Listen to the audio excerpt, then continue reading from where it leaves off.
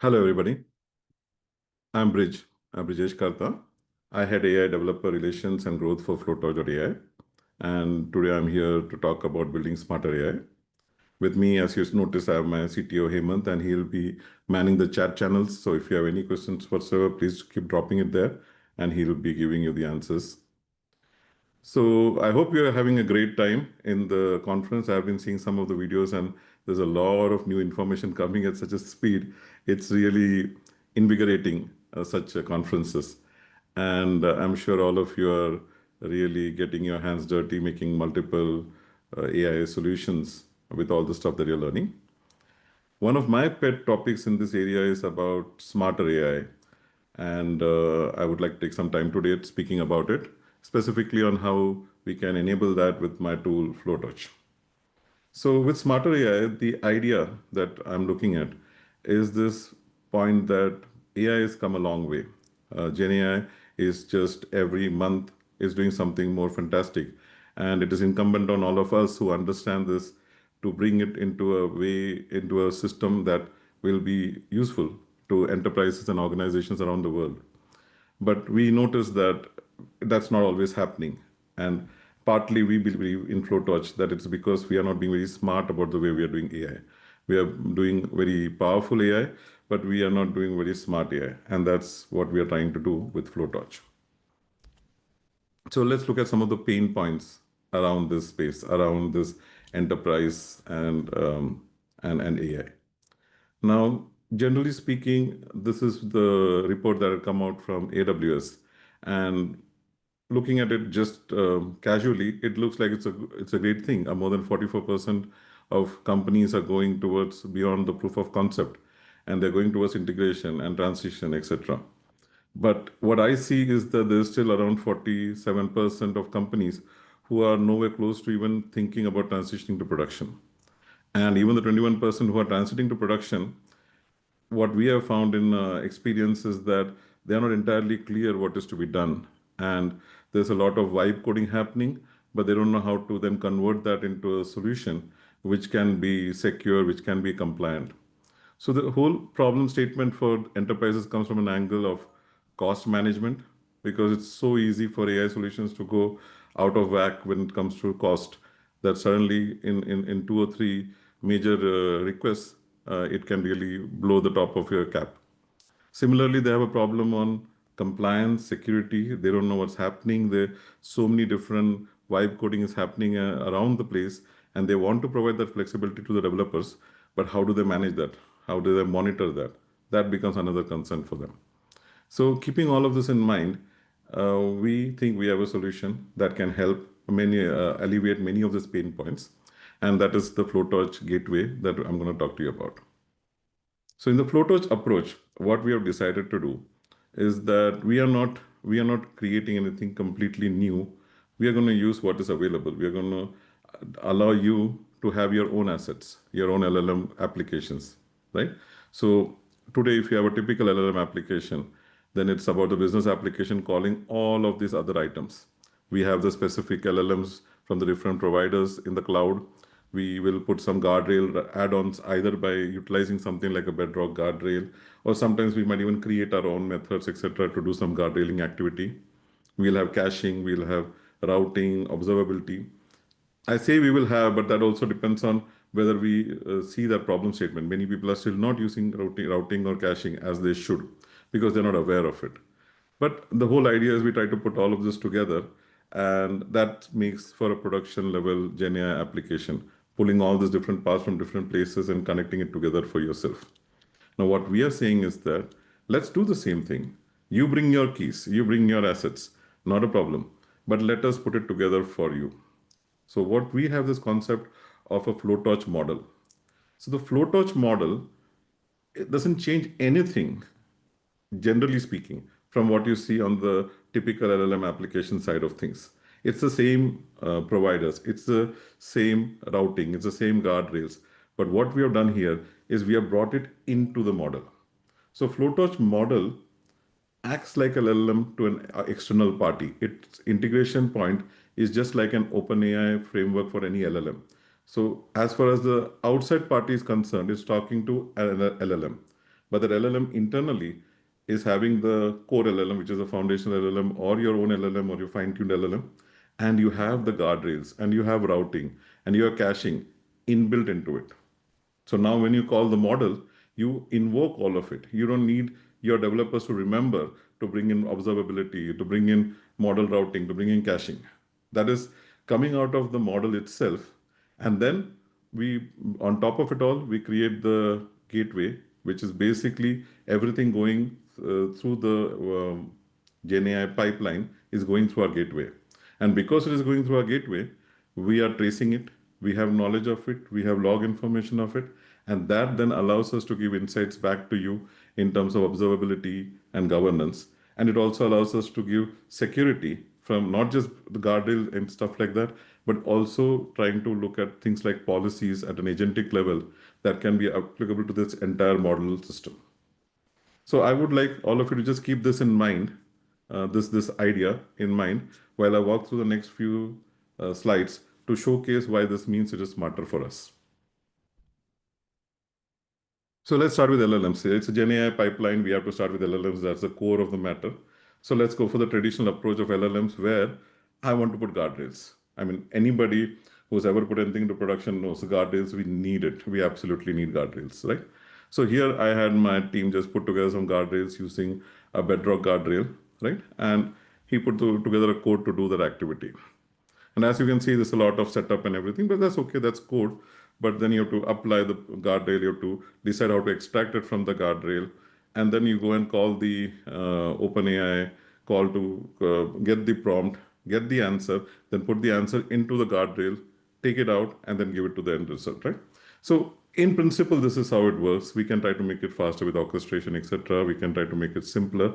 But end of the day, it's a workflow which has components like a guardrail outside of the LLM. And because they're outside of the LLM, it means that somebody needs to ensure that they are being called. Somebody needs to ensure that they're being called in the right place and are being called regularly. It should not happen that somebody tries to put the solution into production and then suddenly decide, you know what, latency is a problem. I don't care. Just let me remove the guardrail. Now that is a problem for any organization. So that is the kind of thing that we would want them to care about. So how do we take care of that? Now, if you now remember that Flotorch model we created, in that model, the guardrail goes inside that model. And because the guardrail goes inside that model, what ends up happening for me to call the same thing from Flotorch is this code, where I'm calling the Flotorch SDK, I'm giving it the required data points, and I'm creating the LLM. And if you notice, the LLM is just like any OpenAI framework LLM. You give the ID, the key, and the base URL.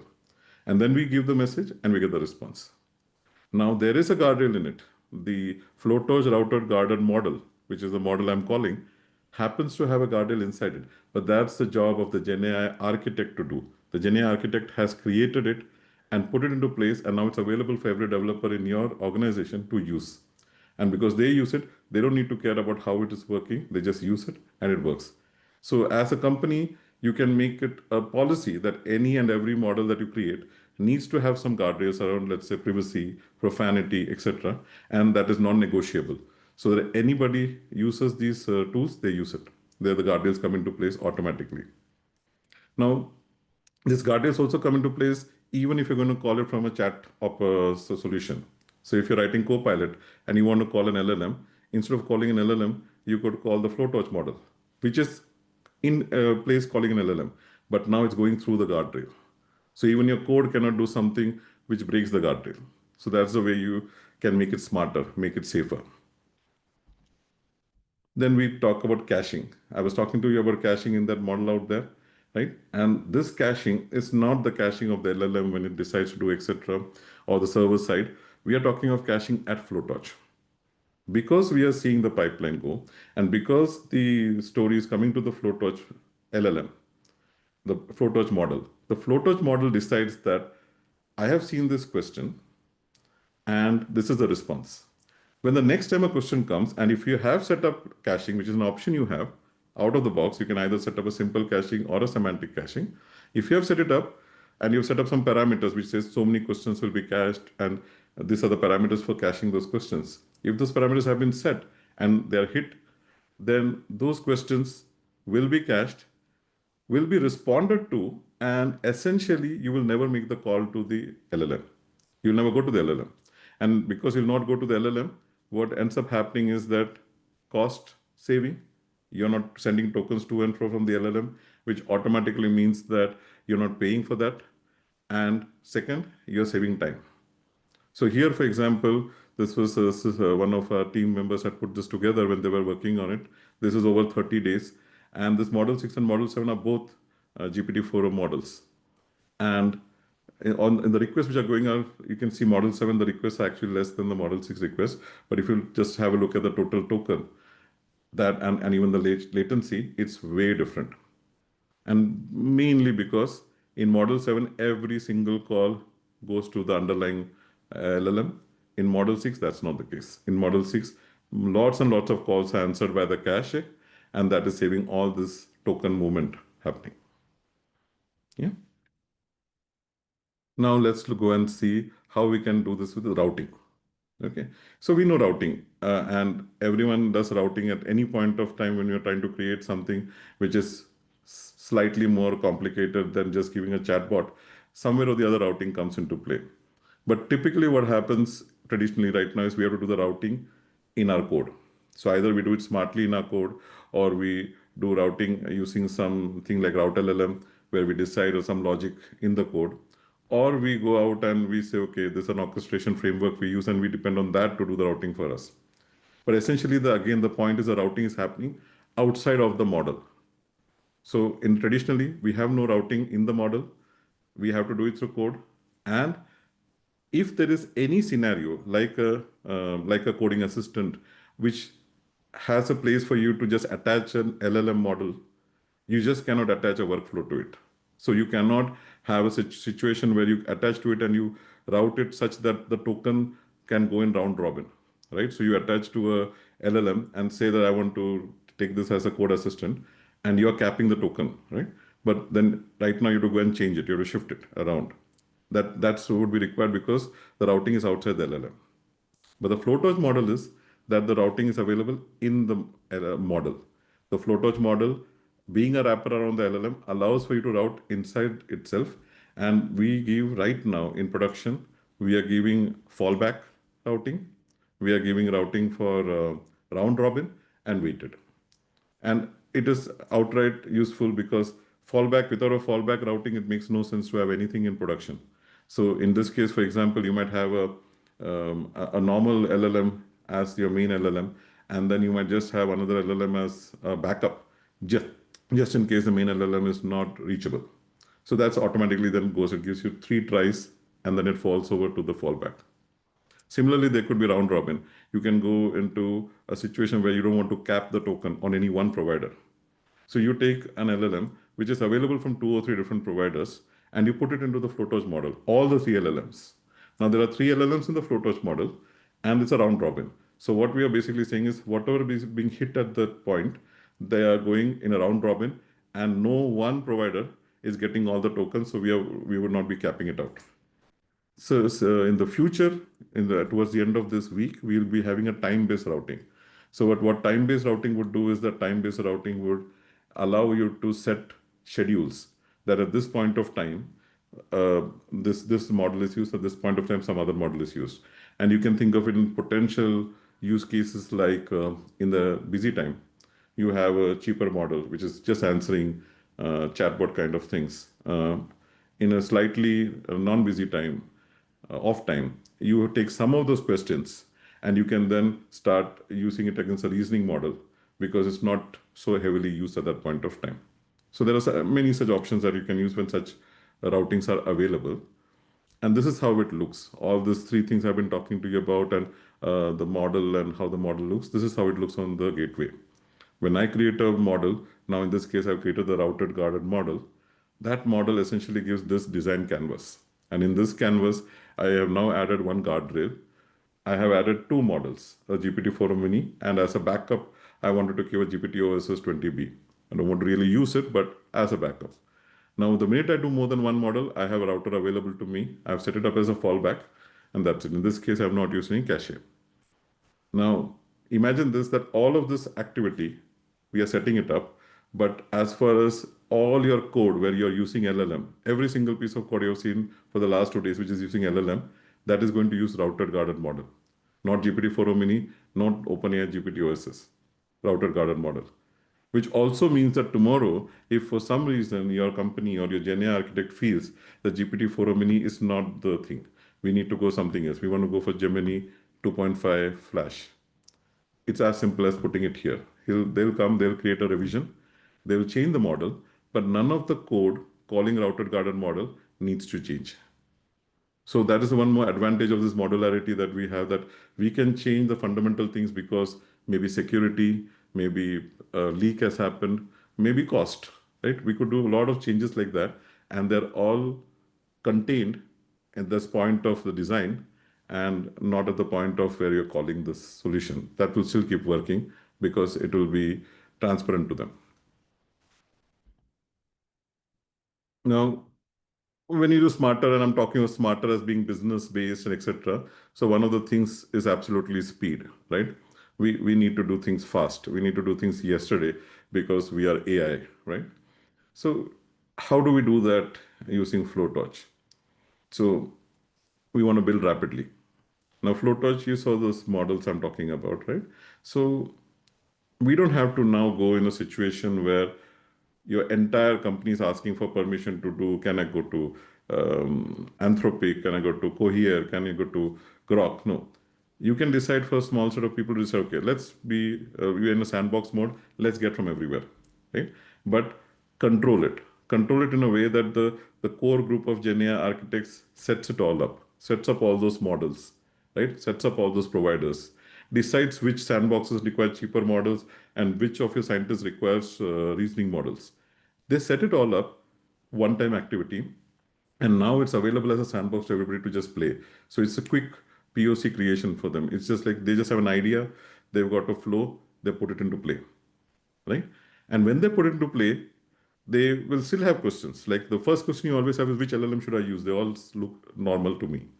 And our answer to that is yes, they all look normal to you, but which LLM works best for your context? And to allow for that, we have fast experimentation available. We have experimentation right in Flotorch. What it does is it creates parallel experiments. It just runs it against all the different variables you could put together. Maybe the hyperparameters could be the variables. Maybe the RAG itself may have different prompts coming in. Maybe different models are checked.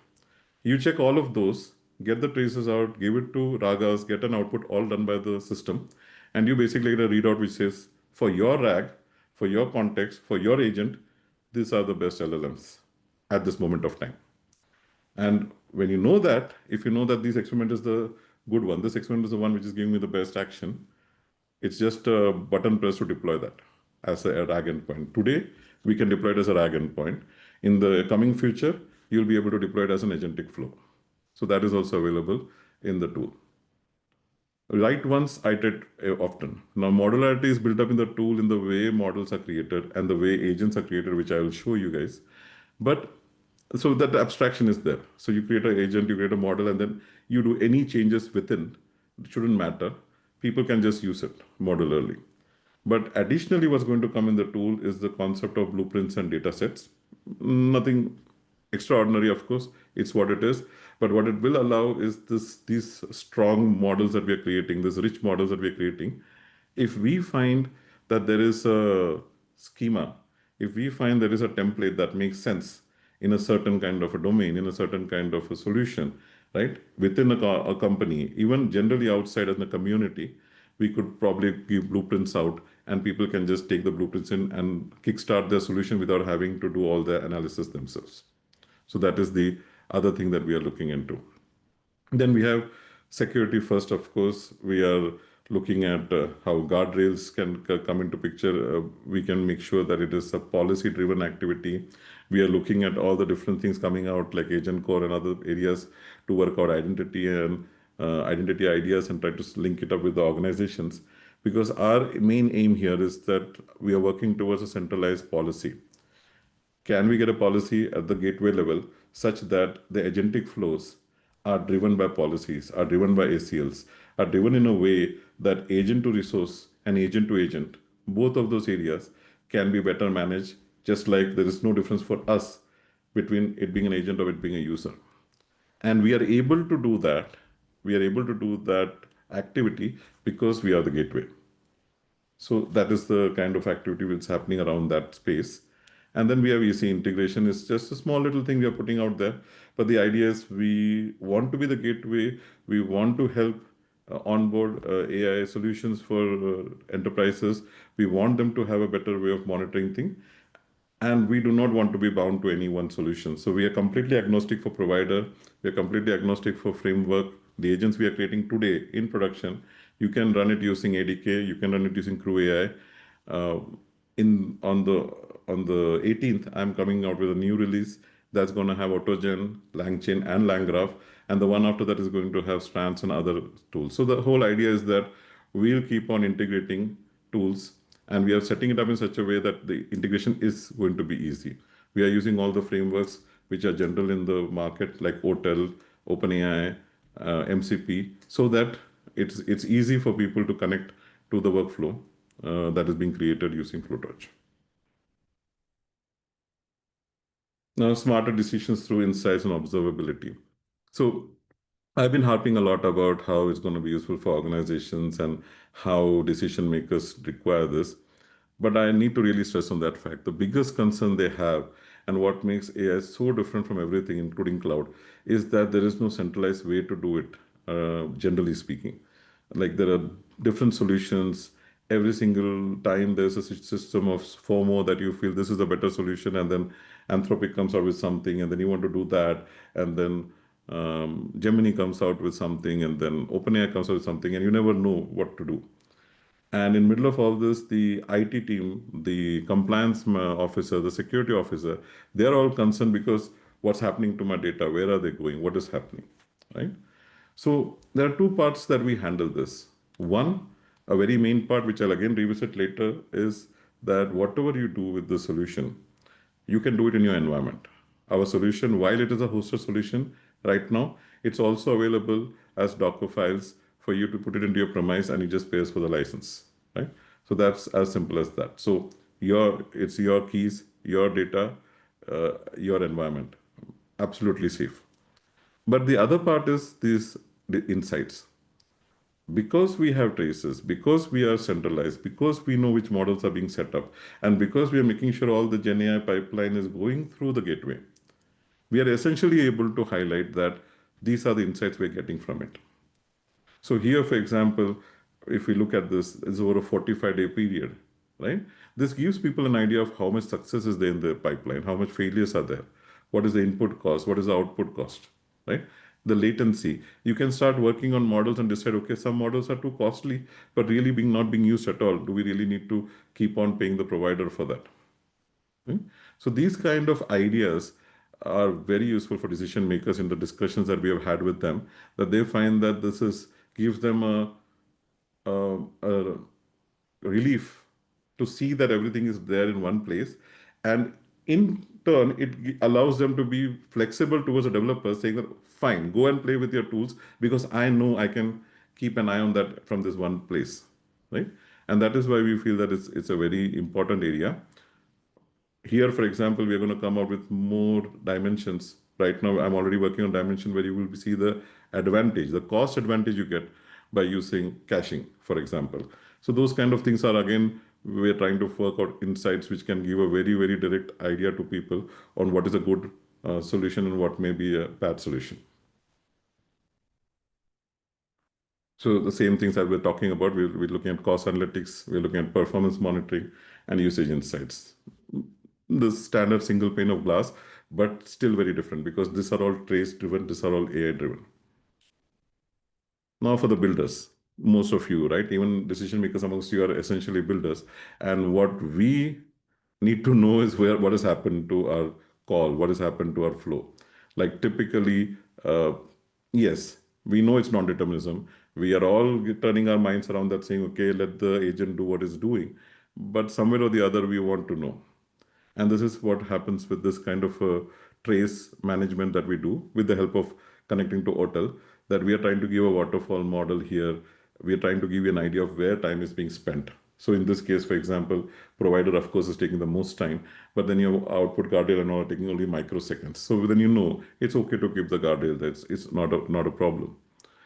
You can click through it and actually see each span. So now this entire thing is covering 10 span, this trace, but we could click on each of them and actually see the span and try to understand what is happening. So the whole idea is that from a builder perspective, you will have an access, you'll be able to see all the different things that make up the request. You'll be able to see the visualization of the request. And of course, the standard insights is showing the performance and all anyways, which will again give you an idea of where the time is being taken and what are the blockers that are happening. Sometimes it will also give an idea of some things are not even happening. The tool is not being called, or this call is not even going to the second LLM, and those kind of things.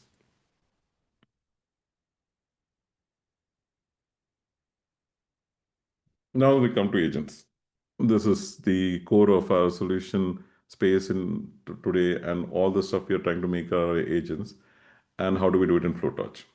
So, smarter agentic for application, yes, it is smarter at conception itself, for the simple reason that our agents are using our models. And all the advantages we were talking about, how our models could give advantage with guardrail and caching and being able to swap in and out and routing, all of that you get out of the box, because as you notice here, the agent details, where you put the agent, you have to put the model. Those models are always Flotorch models. So if you use Flotorch models smartly, then you essentially get the heart of your agent is smart. Right? The other thing is the rest of it is just a drag and drop. You're setting up a tool, so you're connecting the tool automatically to the agent. You don't have to go and write about that activity. The agent smartly picks up memory if it's available. It does all the activity around resourcing that way. So all of those things are working out to make it smarter. But the main smartness is the fact that one, it is encompassed here, and two, the model. The model is the Flotorch model, and that has a lot of smartness inbuilt into it. The second part of smartness is doing things faster, for the rapid part that we were talking about. And here we are trying to bring in this Thursday when it gets released, you'll be able to create the agents that you create, and you can just drag and drop them into a prompt sequencing kind of a flow. So in this case, for example, I was just trying out for this tutorial. So we have these 3 agents, and it's just a prompt sequencing happening, right? The thing about the way the agents work here is, if I'm just creating a single agent, which is what I'll be showing you later, that agent, we can run it using the ADK, or you can use it Crew AI. We have set it up in such a way that it can work both ways, right? But if you create in the future, at the end of this week, when you create these workflows can run from our own execution runtime. So the idea then is that you just give the start of the workflow, you'll get a session ID, then you just query the session ID to get all the messages that are coming out of that workflow. Right? And the next step we are going to go very soon, I think in 2 sprints time, is we are going to come out with a playground where these workflows can get deployed to a playground, and then we can directly click a button and have the runtime happen from UI itself, and no need to go into the code. So generally the idea is, can we make it more and more rapid? Can we make it happen more and more no code kind of ways, so that not just people who are good at code, but even people who are just putting these agents together can get a way out of with our tool. So I'll just take a moment here to go to the demo. But before that, if I might just ask Hemant if there's any specific question they would want to answer. No, I think we have answered most of the questions that were asked. I think we can continue with the demo. Hemant, just one comment here. So some of the questions that they are being routed from YouTube to you. So if we answer them in Zoom chat, only the people who are on the Zoom call will be able to see it. Sure. So if you think that there is any answer that you want to address, so because we are live streaming as well. Yeah. And we have a substantial audience on YouTube. So if you want to, I just wanted to point this out. No, thanks, Raja. What we'll do is let's continue with the presentation, and towards the end, we'd be happy to take some of those questions that I've already answered here, but I would be able to repeat, and we can take additional questions at that time too. Sounds good. Go ahead, Brijesh. Yes, so I'm just showing you Flotorch team, this is Flotorch I've just created. So let me just show you how this happens. Okay. So one second.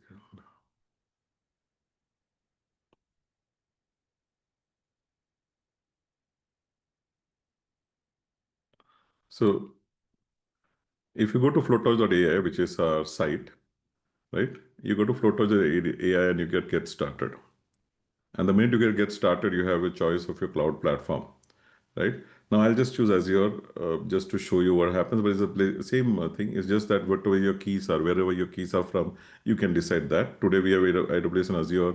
At the end of this week, we'll have GCP and then Oracle Cloud. So if you create this, we go to the hosted environment. Now this environment is hosted by us so that people can use it, of course, but our expectation is that you'll use it more as a sandbox and for you to try out like what is happening here, how can we do this activity. And our expectation is as an enterprise, typically people might want it in their own environment because of the data concerns. And that's what we then provide. We'll just provide you the entire solution to be hosted in your environment by you. And we'll just look at the licensing part of it.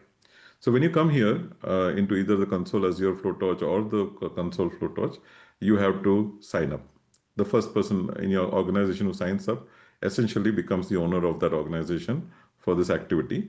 And once they sign up, if you sign up from here, you'll go into a verification mode, etc., and you'll come back as the owner of that organization, right? So this is just to show you what you would typically do to join.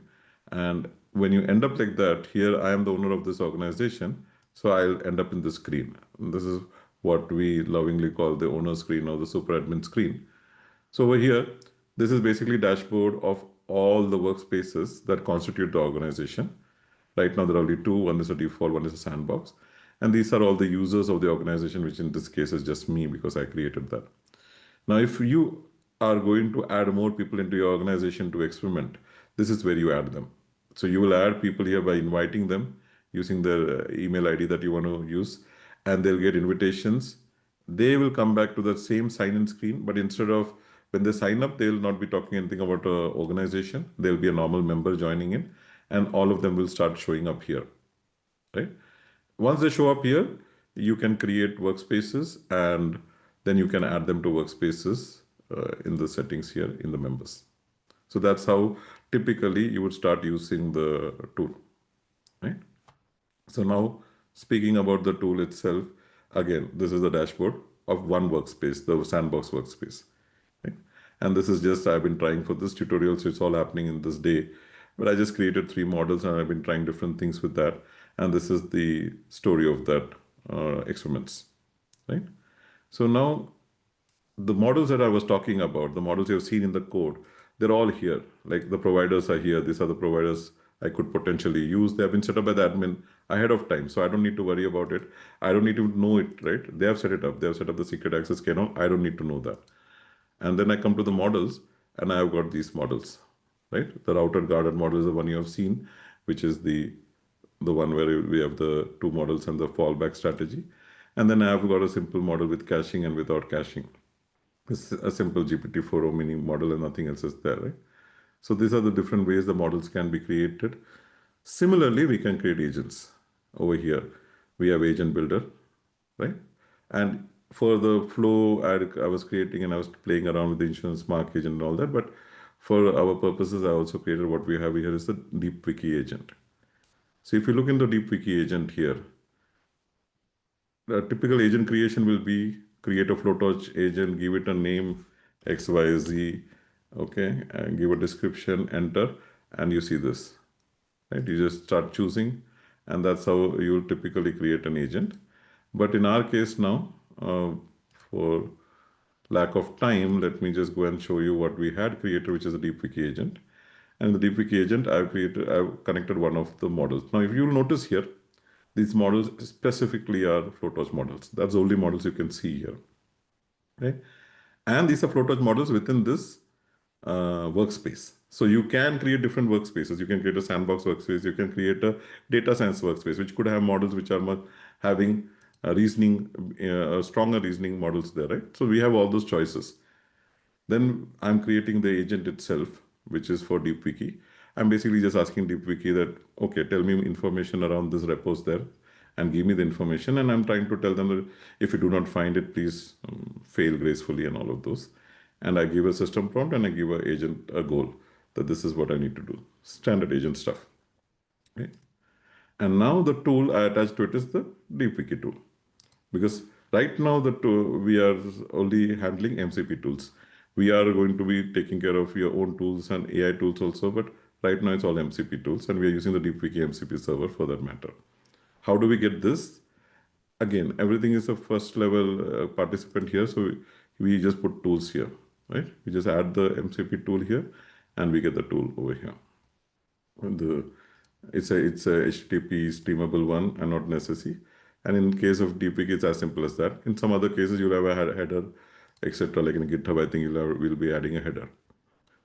And it's the same thing for everything. We're following the same consistent way all across. So if you see guardrails, right now there's a guardrail I created, right? A redact secrets guardrail. And again, the same thing.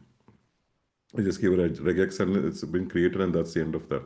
It's everything follows the same idea that you set it up here, and then you start using it in the larger models. Right? Now, how do we invoke this? So if you look at the model, for example, we are giving snippets to give you an idea of how you want to invoke. We have the Python code on how you can potentially invoke it, and we have the curl if you just want to check if the connections are fine. Right? Similarly, for agents, we have the same kind, but here, if you notice, not a direct call. We are actually you have to choose. Do you want to do it using the Flotorch ADK? Do you want to use it using Flotorch Crew AI? So right now we have got these two. Soon we'll have 3 more and so on.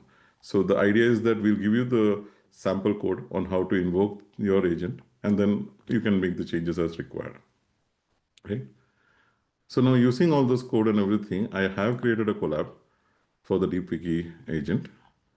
And I don't know how I'm doing for time, but let me just go through this quickly. So here, Bridge, you have time. You have 10 plus minutes. I mean, take your time. oh, cool. Here. So yeah, so we are going through this agent setup right now. So, okay, we've got time. Let me just show you a quick check here on model, right? So you have the model check. I told you about the model activity, etc. So here's the model. It's just installed some time ago. This is the Flotorch SDK. And then I import the model Flotorch SDK here, and I'm using the model here, right? This is the routed guarded model I showed you. Okay. And the trick with the routed guarded model was this thing of uh, SK dash. I was treating SK dash as some kind of a secret, right? And I'm telling it that redact that. So yeah, you've seen that it ran. Let me just do it again anyways. It's not going to take a long time. But the whole idea was that we do this activity, and now this is happening because I have a guardrail there with a regular expression. So my normal question is capital of Norway, yes. But then it can't do anything more than that because of the redacted. Right? And the idea is that it is saying this is the SK, whatever is the redacted part, and I cannot do the activity. Right? And this is, of course, a very, very trivial regex I created, but then we can pull any guardrail. In fact, we are right now working on pulling in NVIDIA guardrails also. So the idea is that you can combine these guardrails. You can have models where you have NVIDIA guardrails and you're having models from Bedrock, and you can put it all together as per your need and not necessarily get constrained by how the providers are providing stuff. Yeah. Now coming to the DeepWiki, here we are doing the ADK package installation, which is basically the Flotorch with the ADK part of it. And then we are setting it in the ADK mode. All right. So we are getting all the libraries and setting it all up. And the only thing we're really setting up is the agent name. And these two connections are to the gateway. Right. And this user ID and app name is generally used for the tracing part of it. And then we have the remote agent. And then we create the runner, the interactive chat for that. And then our question, right? This is what I was trying, like we were trying for repository of PyTorch, let's say TensorFlow.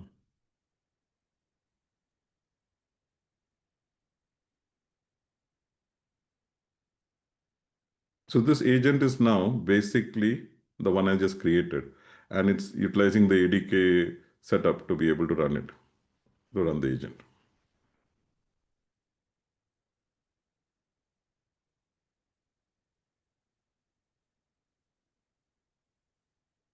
Okay, so we ran this now. Good enough. It works fine. We have just followed what ADK asked us to follow, so that's good. So, like I said, the whole idea here is that for people who are doing the development, there is no difference. They're just doing it. They may have to write some little bit of less code, but essentially they're using the stuff. What makes sense for us is back here. Now we ran that, and we're coming back here, and if you look at the logs now, right, and this all those timings are in UTC, so that's matter. But right now, if you see, you have a 9:52:51 log happening here, right? And if you look into that, now there's a log which has happened, right? So there's a provider log which has happened at this point of time. But if you look at this time, 52, there's been calls before that because this is a agent, so it's making multiple calls. So actually, the call started here, and at this point of time, there was a tool call. There was a tool call which happened, which explicitly shows that what are the things happening out here, right? And then after that, we also have the tool itself calling the MCP server. There's MCP procure request and the tool is happening here. And again, we see how much time is going in that, right? So the idea is that our developer as well as people who are observing, we are able to come back and we can check things at this level because, of course, the system is there. Everybody is playing good and we are writing all of the stuff happening around this traces to do the activity. But we are able to show it in this way, right? So this is, and then you can go to any span and you can check the spans also. So yeah. So that's how we are able to set up an agent as simply as that and run and check the logs.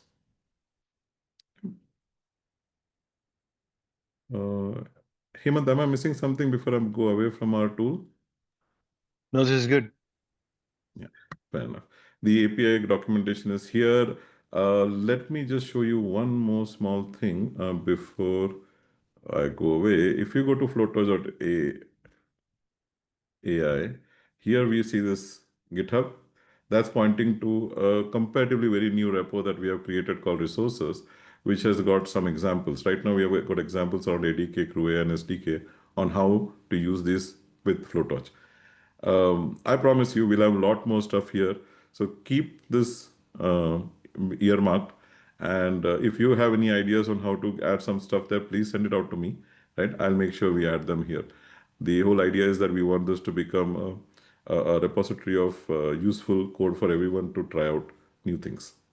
Yeah. Now, let me go back to the PPT.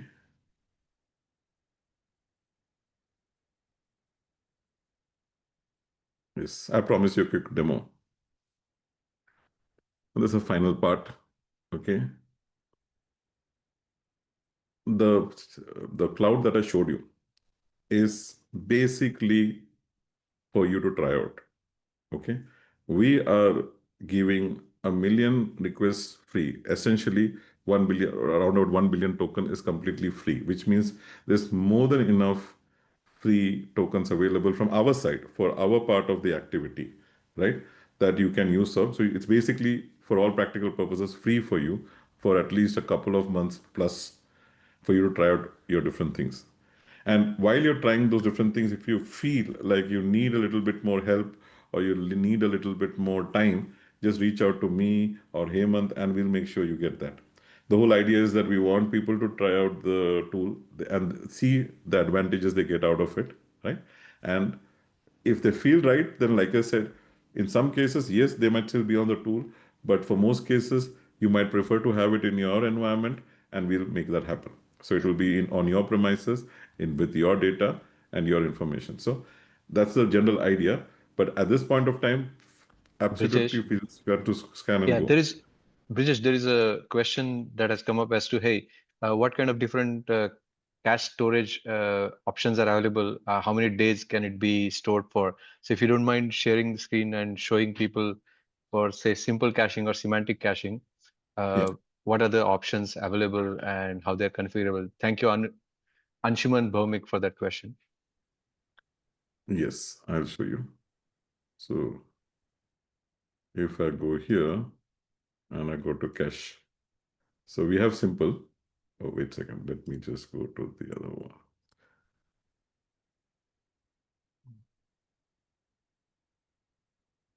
Yeah. So we have simple. And right now we are having it on a very like minimum 500 tokens initiates the need for a cache. Anything less than that, we feel, okay, it's not worth it, right? Because we are 1500 is like minimum in normal chat bot kind of interactions. So this is the kind of minimum tokens we are putting in place right now, but we are thinking of moving it slightly into more of a scale, right? How long can we keep? 7 days, 15 days, 30 days is what we are doing right now, right? Again, we are thinking on it whether it can be more or less, but our worry is if we keep it too much more, that could also have a constraint on your team with cost of the cache, right? Right. So Right. There was another question that was asked about that hey, if it is cached for too long, will it start hallucinating because it's a cache response for a old query? But that's why you get to choose these settings and control it within your parameters. yes. And then the maximum number of items is of course straightforward. And then the other cache we have is semantic, but the parameters are same. The other caches that we are going to come out with, the time-based one. No, sorry, that's a router one. Yeah. Yes. So that answers the question. So yes, it does. Of And memory, just let me add actually, one. Sorry. yeah, if you don't mind talking about the routing, because that's also Yeah. interesting for many people. There are three different options there that you talked about. Yeah. So one is of course fallback, which is just fallback, and round robin, there's nothing, it just goes around. In weighted, the idea is that you can give it some weightage. Like in this case, maybe I'll give a lot more weightage to GPT-4 or Mini, but some offhand cases, 20% times go to OpenAI GPT or something I can set up. Now here, it's keeping it equal 50-50 because it's just come up as it is, but we can change the weightages here. Okay. But these are still simplistic ones. We're going to come out with a time-based one, which could work in conjunction with a round robin. So it could be round robin and a time-based one, right? That kind of a combination can happen. And the one that I am really excited about and I'm working on is the dynamic AI routing, where we could start looking at the query and smartly highlight which LLM or which class of LLM or which body of LLM would be best suited to answer that, right? Right, right. So that will be very Anthropic dynamic also. Anthropic came out with a study that shows that 68% of the queries are simple queries, like the example you showed, right? What is the capital Yeah. of this country, or who was the particular person who won the gold medal in Olympics in certain year. So these questions can be answered by uh, smaller models like GPT-4 or Mini or any of the kind of a Nova Micro, Nova Lite, for example, or Gemini Flash, much faster and cheaper versus some of the reasoning tasks need to be answered by larger models like GPT-5 or Nova Premier or Gemini Pro and so on. Yeah. One of the questions that I got on the group here was about how do enterprises, where do you see enterprises kind of trying to strike that balance between control and at the same time innovation? How do enterprises strike that balance, the decision makers, Brijesh? So the way I see it right now, the biggest problem enterprises have is this. Most top enterprise people most decision makers want AI and they want it today. But the problem is that many times the biggest advantages AI gives are not tools that are part of their daily routine at work, right? So many companies are actually putting in this effort where those people are working and they are getting kind of a 180 degrees demos. They're being taught by the youngsters on what are the stuff AI can be helpful for. So that's one thing that they want things to happen, but they don't really know. And because they don't really know, they don't want to lose control. The second thing, and the more important thing, is more from a compliance and security perspective.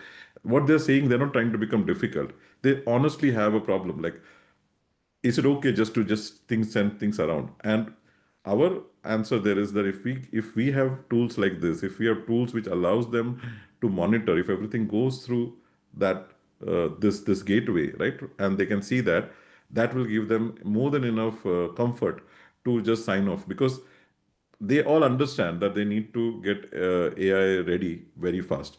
The concern is that they cannot decide that they cannot take a risk without having some idea about managing that risk.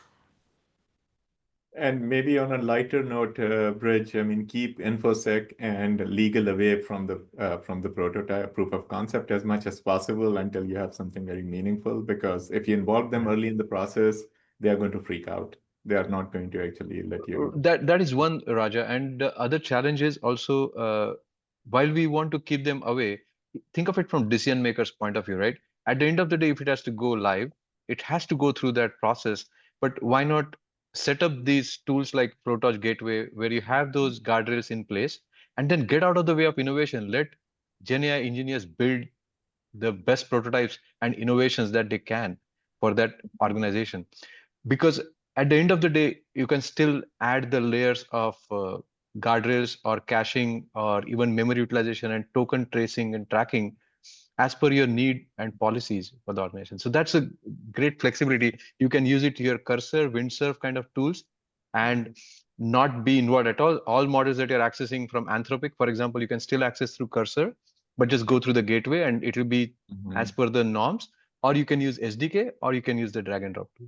Yeah, yeah. From our experience, Hemant, what has happened is that the InfoSec and legal, they don't quite understand the nuances and the complexities of how GenAI works. I know. And sometimes they can Yes. actually start worrying too much about things, right? So So what I have Yes. done with InfoSec, right? I used to have this problem even in the cloud days when Oracle started supporting from externally, right? I'm having an Exadata box and they'll support only externally, and that means they need to tunnel into my system, right? So the only way I convince them finally is this, that they'll tunnel into system, but the minute they start tunneling, it's all recorded and monitored by us. At any point of time, I have got a logging solution which you can query and you can find that out, right? That once you give that kind of a thing, at least they'll say, okay, we'll try to play good with you. That, and the other thing is, let's make them a legal agent. That will make them happy. yes, So yes, please do feel free to follow us on flotorch.ai. Yeah, I am there on LinkedIn. Hemant is there on LinkedIn. Feel free to get in touch with us. And any ideas you have around AI, please feel in touch with us again. We are interested in researching general stuff also, not just around Flotorch. So more than happy to interact.